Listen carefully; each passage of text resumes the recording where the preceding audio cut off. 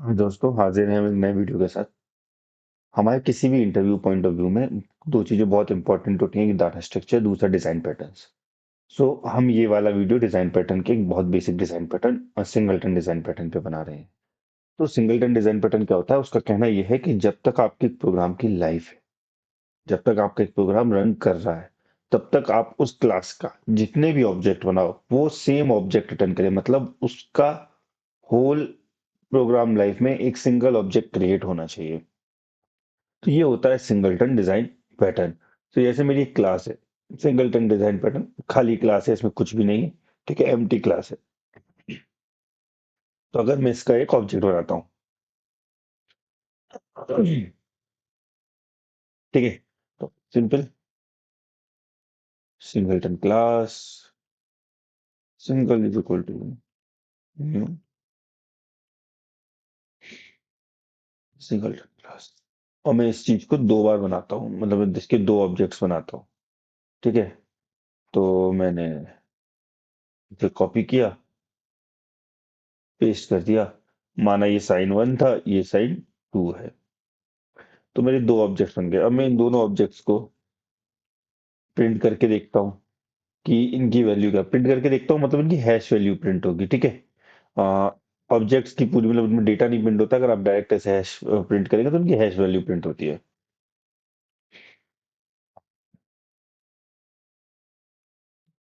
ठीक, तो ये मेरा कोड तैयार है। तो ये हम देखने की कोशिश कर रहे हैं कि डिफॉल्ट बिहेवियर जावा का क्या होता है। तो आप देखेंगे, ये देखो, ये दोनों ऑब्जेक्ट अलग अलग हैं। आप इन नंबरों से कंपेयर करो कि दो अलग अलग ऑब्जेक्ट्स आए हैं। हमारा टारगेट ये है कि आप जितनी भी बार ये ऑब्जेक्ट बनाओ, आप जितनी भी बार ये ऑब्जेक्ट बनाओ उतनी बार सेम ऑब्जेक्ट बनना चाहिए। ठीक है, तो ये हमारा टारगेट है। तो अब सबसे पहले ये समझते हैं कि किसी भी क्लास का ऑब्जेक्ट बनाने के लिए सबसे मेन क्या चीज होती है। सबसे मेन होता है उसका कंस्ट्रक्टर। यही होता है जो किसी भी क्लास को बनाने के लिए कंपलसरी होता है। क्यों? क्योंकि आप इसी को तो कॉल करते हो न्यू के बाद, जिससे कि उसका ऑब्जेक्ट बनता है। ठीक है, तो यही है जिससे आपका ऑब्जेक्ट बनता है। तो अब अगर हम इस पे रिस्ट्रिक्शन लगा दें, इसको कोई कॉल नहीं कर सके, तो हम उसको रोक सकते हैं हर बार एक नया ऑब्जेक्ट बनाने के लिए। तो हमने इसको प्राइवेट कर दिया। हमने इस पे रिस्ट्रिक्शन लगा दिया। जैसे ही हमने इसको प्राइवेट कर दिया, सो ये दोनों बोले कि भाई अब आप इसे कॉल नहीं कर सकते। तो अब जब आप इसे कॉल नहीं कर सकते तो हम उसका एक भी ऑब्जेक्ट नहीं बना सकते। लेकिन हमारी रिक्वायरमेंट है एक ऑब्जेक्ट तो बनाए। ठीक है, तो हम करना क्या चाह रहे हैं? इस मेथड को इन अ कंट्रोल्ड वे में कॉल करना चाह रहे हैं। कंट्रोल्ड वे में कैसे? एक स्टैटिक मेथड बनाते हैं।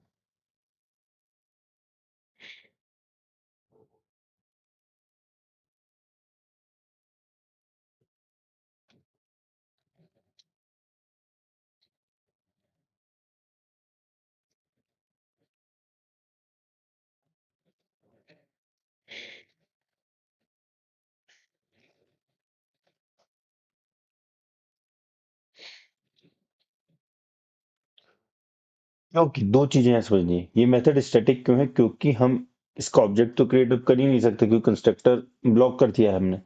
तो हमें इसको क्लास लेवल पे कॉल करना पड़ेगा। इसलिए हमने इसे स्टैटिक किया है। तो स्टैटिक का मतलब है कि किसी भी मेथड या वेरिएबल को क्लास के नेम के बाद कॉल कर लेना। दूसरा, हम इसके अंदर से ऑब्जेक्ट रिटर्न कर रहे हैं।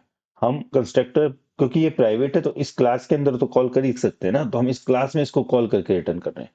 सो जो चीज हम यहाँ पे डायरेक्ट न्यू के बाद लिख रहे थे, अब वो हम एक रैपर के थ्रू रिटर्न कर रहे हैं। तो हमें क्या करना पड़ेगा? तो पहले से सेव कर लेते हैं। अब ये न्यू वाला चीज हमसे नहीं चलेगा। अब हमको सिंगलटन क्लास पे मेथड कॉल माननी पड़ेगी स्टैटिक की। ठीक है,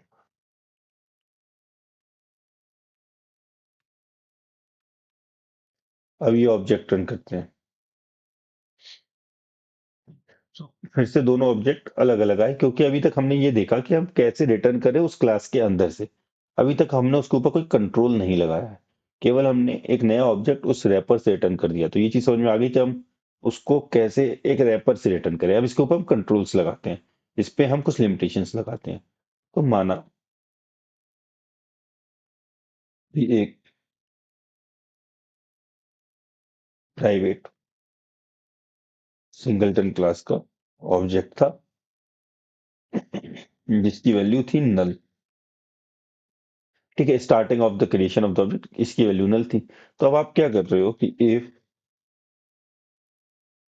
object is double equal to null, क्योंकि एम्प्टी ऑब्जेक्ट को बनाने भेजना ही नहीं, नल भेज के क्या मिलेगा, तो ऑब्जेक्ट नल है तो ठीक है। अच्छा, अब क्योंकि देखो ये स्टैटिक वेरिएबल ऑफ मेथड है, तो ये फील्ड भी आपका स्टैटिक होना चाहिए, क्योंकि स्टैटिक के अंदर ही स्टैटिक कॉल हो सकता है, वरना वो एरर दे देगा।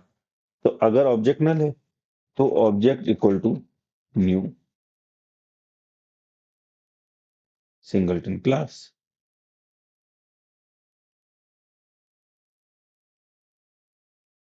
तो देखो हो क्या रहा है कि अब आपके सिंगलटन क्लास का ऑब्जेक्ट केवल एक ही बार बनेगा, जब आपका ये ओबीजे नल होगा।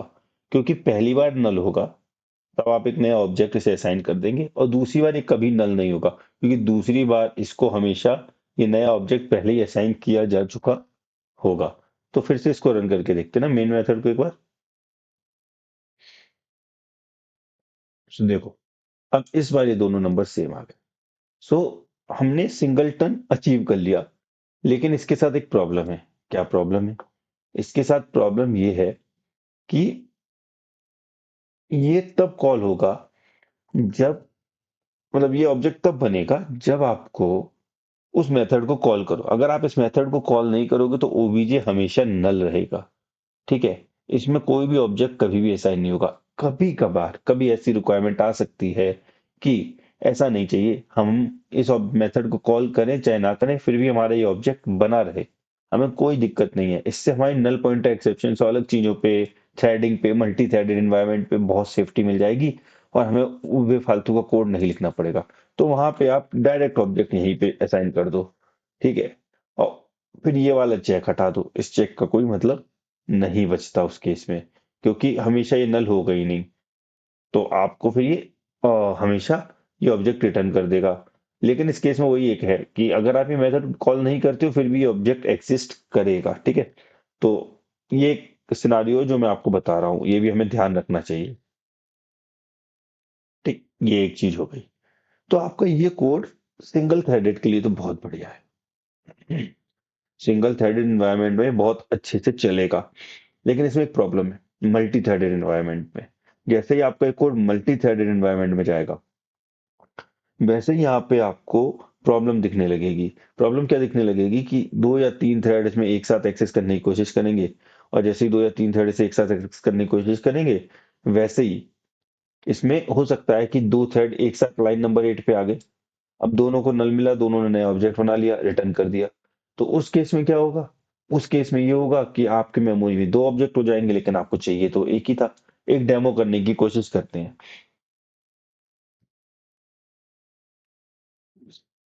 तो हम एक रनेबल बनाते हैं, क्योंकि थ्रेड रनेबल्स को लेता है ना।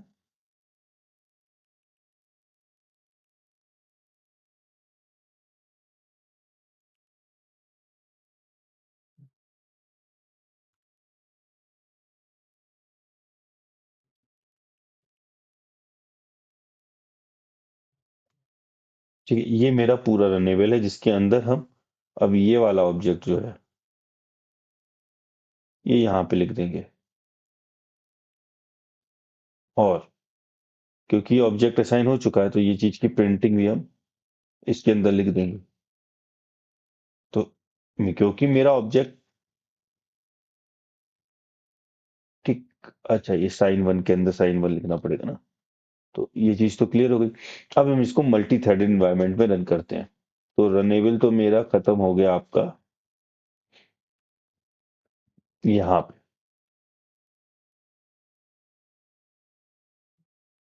यहाँ पे। ठीक है, तो हमने एक थ्रेड बनाया T H run equal to new thread. Thread लेता है रनेबल। ठीक है, देखो ये रहा दूसरा वाला टारगेट, तो रनेबल को लेता है। तो हमने यहाँ पे आर यू एन एन डाल दिया, ये रनेबल डाल दिया, ये थ्रेड वन हो गया अपना। अब ऐसे मैंने तीन थ्रेड बना लिए।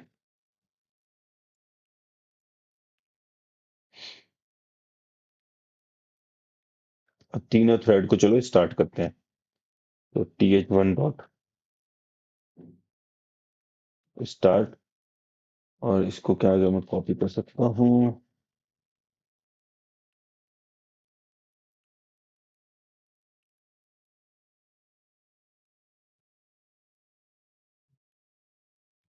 ठीक है, तो th3 हो गया। अब क्योंकि हमने तीन थ्रेड रन करने, तो हमको इन्हें ज्वाइन भी करना पड़ेगा। ठीक है, अब देखो क्योंकि हम ये ज्वाइन कर रहे हैं तो ज्वाइन एक्सेप्शन फेंकता है, तो वो भी हमें हैंडल करिए। तो अब ये इस कोड पे ध्यान मत दो, ये कोड आपको थ्रेड सिखाने के, मतलब थ्रेड का टेस्ट करने के लिए। जब आप थ्रेडिंग पढ़ोगे तब आप इसे देखोगे। ठीक है, तो इस पे आपका कोई ध्यान नहीं होना चाहिए। आपका मेन ध्यान केवल और केवल इस पे होना चाहिए कि इसको मल्टी थ्रेडेड में रन कर रहे हैं तो हो क्या रहा है। आपके लिए सीखने वाली क्लास है ये तो टेस्टिंग क्लास है, तो ये टेस्ट करने के काम में आ रही है।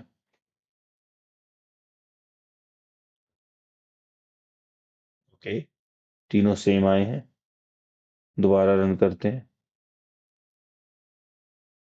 वो मल्टीपल टाइम्स तुम्हें रन करना पड़ सकता है ये सिनारियो लाने के लिए, और बहुत कम थ्रेड्स में, देखो इस समय आ गया, बहुत कम थ्रेड्स में हो सकता है कि ये सिनारियो बने, क्योंकि मैंने बोला ये एक केस है कि हो सकता है दो थ्रेड एक साथ लाइन नंबर 8 पे आ जाएं। तो it's a scenario that can happen. तो इसमें जावा क्या करता है, किसी भी मेथड को मल्टी थ्रेडिंग एनवायरनमेंट से बचाने के लिए आप क्या करते हो, सिंक्रनाइज कर देते हो। पब्लिक सिंक्रनाइज, तो सिंक्रनाइज का आपने कीवर्ड डाला, सेव किया, ये मेथड हो गया सिंक्रनाइज्ड। अब सिंक्रनाइज्ड मेथड पे थ्रेड सेफ्टी आ जाती है। ठीक है, सेम है, तीन चार बार फिर से रन करके देखेंगे, क्योंकि पिछली बार भी तीन चार बार में ही ये आंसर गड़बड़ाया था। तो चार हो गए, पांच हो गए, तो पांचों बार आपको आंसर लगभग वही मिला। और ये मिलेगा भी क्योंकि आपने मेथड सिंक्रनाइज कर दिया, तो ये मल्टी थ्रेडेड इन्वायरमेंट में सेफ बन गया। लेकिन एक जावा डेवलपर को पता होना चाहिए कि जब आप मेथड सिंक्रनाइज करते हो, ठीक है, तो वो हर बार ये सिंक्रोनाइज मेथड को रन करता है, और that is not good for the performance of the program. Program की परफॉर्मेंस के लिए वो अच्छा नहीं है। आपका मल्टी थ्रेडेड एनवायरनमेंट में सिंक्रोनाइज्ड मेथड, तो सिंक्रोनाइज दो चीजें होती हैं, या तो मेथड हो जाए या फिर आपका ब्लॉक हो जाए। तो अभी मेथड से हटा के हम इसे ब्लॉक पे लेके आते हैं।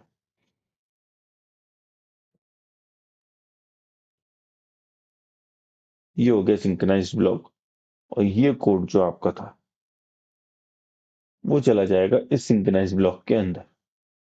ठीक है, और हमेशा सिंक्रोनाइज्ड का एक लॉक रहता है किसी चीज पे, तो हम इसको देंगे सिंगलटन क्लास पे। ठीक है, तो ये सिंगलटन क्लास पे इसने ब्लॉक ले लिया। लेकिन अगर कोई मुझसे पूछे कि दोनों में क्या सेफ फायदा हुआ, आपने मेथड से हटाया, लेकिन जितनी बार फिर मेथड रन होगा उतनी बार फिर वो सिंक्रोनाइज ब्लॉक को हिट मारेगा। तो चीज तो आपने फाइनली वही अचीव की ना जो आप पहले कर रहे थे। तो मैं उसे बताऊंगा कि हाँ बात सही है, तो इसके लिए हम क्या कर रहे हैं कि हम इसके लिए ऊपर एक और चेक लगा रहे हैं कि OBJ is double equal to null. अगर ओबीजे नल है, ठीक है, तो ही सिंक्रोनाइज ब्लॉक के अंदर आओ, तो ही सिंक्रोनाइज ब्लॉक के अंदर आओ। अगर ओबीजे नल नहीं है, मतलब पहली बार आया, मतलब एक थ्रेड आया, वो सिंगल ही आया, माना आपने दो थ्रेड नहीं आया लाइन नंबर 8 पे, वो अंदर आया, उसने ऑब्जेक्ट बना दिया, अब दूसरा ऑब्जेक्ट आएगा, दूसरा थ्रेड वो यहीं से रिटर्न हो जाएगा, वो सिंक्रोनाइज पे जाएगा ही नहीं, क्योंकि तब तक ऑब्जेक्ट बन चुका है। दो थ्रेड एक साथ आए, माना दोनों ने इसे पास किया, सिंक्रोनाइज ने रोक लिया थ्रेड मल्टी थ्रेडेड्स को कि रुक जाओ, एक एक करके जाओगे अंदर। ठीक है, तो ये दोनों रुक गए यहाँ पे, अब एक एक करके गए, तो ये पहले ने ऑब्जेक्ट बनाया, दूसरा गया, उसे फिर नल नहीं मिला तो वो बाहर निकल गया। लेकिन जैसे ही तीसरा थ्रेड आएगा, वो तो बोलेगा भाई ऑब्जेक्ट नल नहीं है, ऑब्जेक्ट तो बन चुका है, तो यहीं से निकल जाएगा, वो इस लाइन नंबर 9 पे नहीं आएगा। तो यहाँ पे हम सिंक्रोनाइज हिट कम कर रहे हैं अपने काम के लिए। तो मेन मेथड ही रन होता है, तो हमें मेन मेथड ही रन करना पड़ेगा। तो अब हम इसको फिर तीन चार बार रन करके देखेंगे।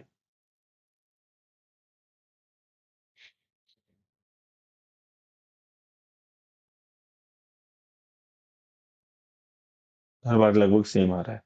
तो ये है आपकी सिंक्रोनाइज्ड क्लास, जावा सिंगलटन क्लास। ठीक है, ये सिंगलटन ऑब्जेक्ट आपको रिटर्न कर रही है। दो तरीके और होते हैं इसमें, एक बहुत फेमस तरीका है इनम, आप उसकी मदद से भी इसका ऑब्जेक्ट बना सकते हैं। वो वन ऑफ द बेस्ट तरीका है, लेकिन वो इंटरव्यूज में ज्यादा पूछा नहीं जाता, इंटरव्यूअर इसके लिए ज्यादा देखता है। तो ये तरीका मैं आपको बता चुका हूँ।